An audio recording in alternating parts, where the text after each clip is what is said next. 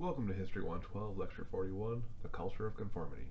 The 1950s is often called the culture of conformity, and what's really central to that is that this is a suburban thing. And here, if we look at this table, we can see that the population of cities, in terms of percentage of the American population, is staying relatively level for the 3 decades following World War II. But suburbs are growing while people are moving out of small towns and rural areas. So, in other words, the rural area people are moving to the cities, and the people from the cities are moving to the suburbs, and that's keeping the cities stable, but the suburbs are growing.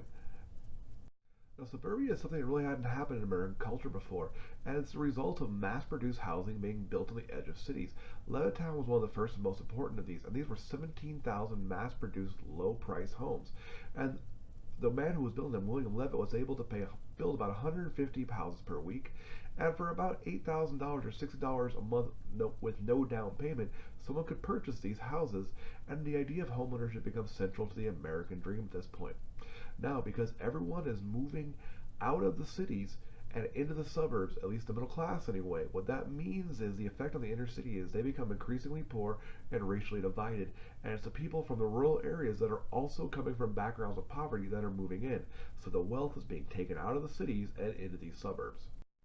There are a number of reasons that explain the dramatic growth of suburbia, such as the growth of families, and that home ownership becomes more affordable through things like low interest mortgages, and the government allowing people to go ahead and deduct the interest on those loans from their income tax. There's also going to be mass produced subdivisions that are going to make the home costs go down. Better roads are going to make commuting easier.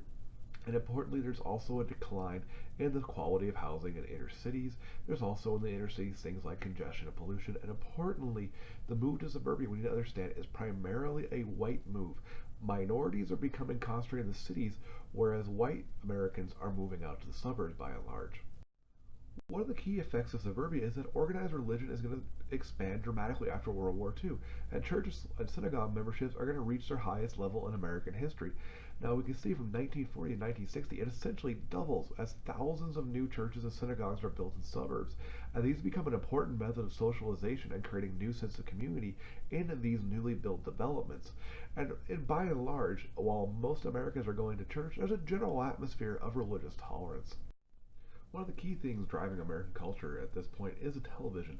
Now, while this technology had existed back as far as the Great Depression, the actual widespread commercial application was delayed until after World War II. And in 1946, there's only 7,000 TVs, but by 1960, there's a massive growth to about one TV for every three people. Now, a lot of the programs that are on TV this time are going to target younger viewers. They're going to rely on advertising. They're going to create consumer craze for novelty products like the hula hoop. And this is going to create a common mass culture among the suburban middle class. And here we have the most popular TV shows of the day, the family sitcom. And you can see the families are almost identical. It's mom, dad, and two children, typically at least one boy. Critical also this time period is car culture. As we can see, the number of cars on the road goes up drastically in the 15 years after World War II, and the number of two-car families is going to double during the middle of the 1950s.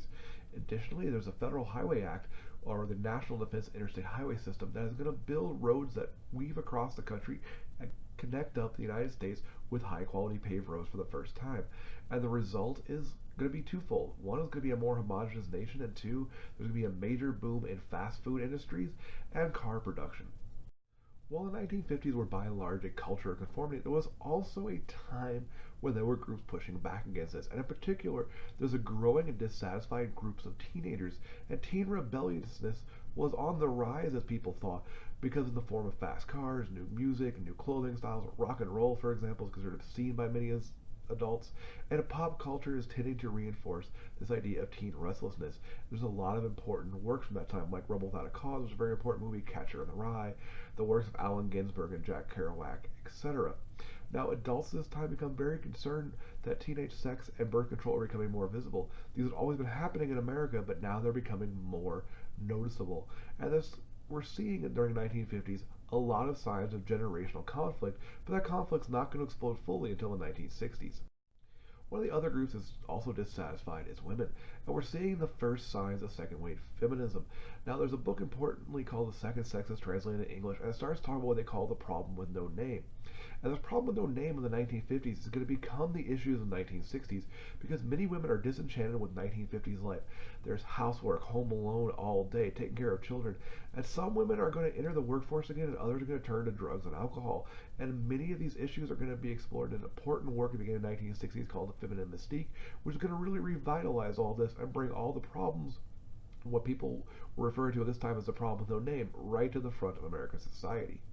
On top of this, large numbers of Americans are living on the margins. Rural poverty is remaining high due to low farm prices and trends towards agricultural consolidation.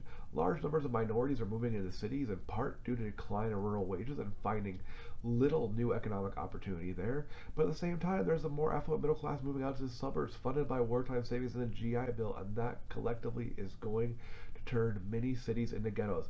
Why is hotly debated by historians, but the reasons they often give include lack of industrial job skills, decline in blue-collar jobs, and increase in automation of factories, crime, poor funding for schools with large minority populations, and racism.